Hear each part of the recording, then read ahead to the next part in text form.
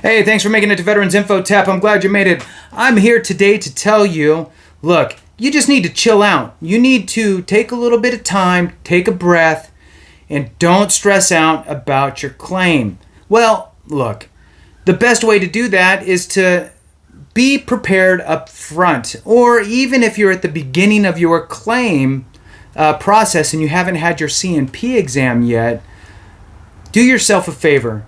One, if you haven't filed your claim yet and you're getting ready to, file your intent to file. That gives you some time to go ahead and relax and develop your claim. Kick back and take your time and make sure that your T's are crossed and your I's are dotted. The other way would be, let's say you've already filed your claim. It's too late. It's in process. Now you're a little stressed out because you're not sure, one, if it's going to get approved, and two, well, what's my rating going to be? Are they going to give me a 0%? Look, here's the deal. Number one, if they deny you because you didn't supply the evidence needed, you can always file that appeal and they will retain your effective date for back pay. So you can correct that. It sucks, yes, because it takes extra time, but you can still remedy it.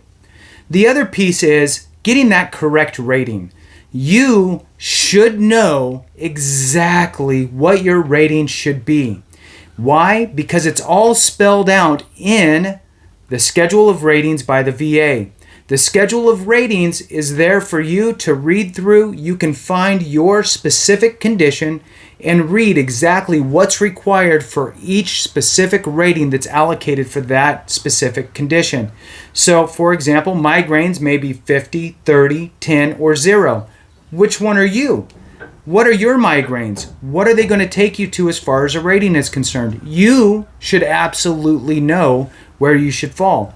Go to the schedule of ratings, find the neurological ratings book, click on that. You can search for migraines. You will see each one of those rating percentages. Now, it doesn't say the percent sign, it just has a 50, has a 30, has a 10, has a 0. So just know that those are the percentage ratings. Read each section, or line item that's required for each one of those. It's not much. Typically, it's a couple lines. You might have a few. The mental health rating schedule is a little more bolstered up. You got a good paragraph there for each one. But the bottom line is read through the schedule of ratings, find the specific percentage that matches your signs, symptoms, and durations.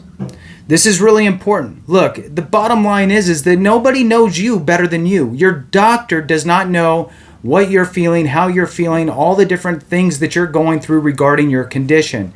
Take the time to read through it and be honest with yourself. Yes, I have that. No, I don't. Or whatever, right? But find the one that meets you. Yes, I meet all of that.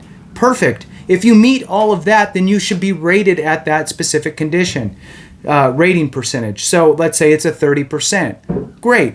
Read the one for the 50%, the next level up. Not all ratings are at 10%, 10, 20, 30, 40, 50, so on. Sometimes they'll skip over, but they're all in rounded to 10. They're all 10s in some fashion. They're all divisible by 10. So find the one, go the next one up, find that one, read it, and if you meet everything for that, then you qualify for the 50%. If you don't, then you don't. Go back down to the 30. Now here's where the magic happens. Ideally, you'll take that information and you'll take it to your doctor's office and you will have them upload those signs and symptoms and durations and whatever types of things they're talking about into their system regarding your condition. Now it's living in the doctor's notes that when you print that out and you supply that as evidence, it's in there and it's easy for the VA rater to go, let me look at this evidence. Wow, they meet everything exactly for this condition. That makes my job easy. So spelling it out is a great way to go. Now the next step to that is you need to take it to the C&P exam. Taking it to your C&P exam is really important, right? Look, I am a fan of printing it out, like I said. Fold it up, stick it in your pocket. When they get to you, pull it out. And when they're asking you questions, hey, thanks for asking me. It's really important to me, this whole process. And I want to make sure that I don't miss anything. So I wrote this, I printed this out so I wouldn't forget. Yes, I have this is what it's like, blah, blah, blah. And you could read that to them.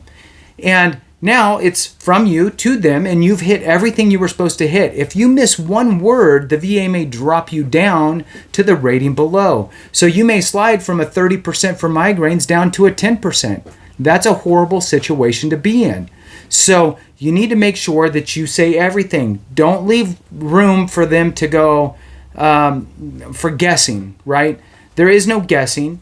This is business. You need to be able to tell them factually what you have going on with you. Share that information with them that matches with the verbiage that they're looking for on the VA rating side of the house. Very important.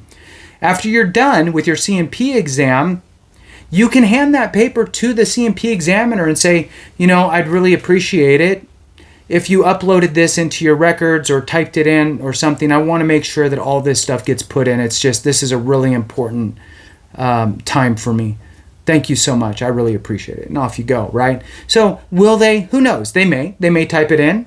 They may just make a copy of it and stick it there with it. And, you circle it or whatever. I suggest physically either copy and pasting or physically typing it onto a separate paper. Don't just print out the schedule of ratings. My signs, symptoms, and durations and issues as a result of this condition are the following. And I would just spell it out and then just hand that to them, right? So just a side note. So with that, I'll go ahead and conclude it there. I really appreciate you guys so much. And remember, if we don't take care of each other, something went wrong.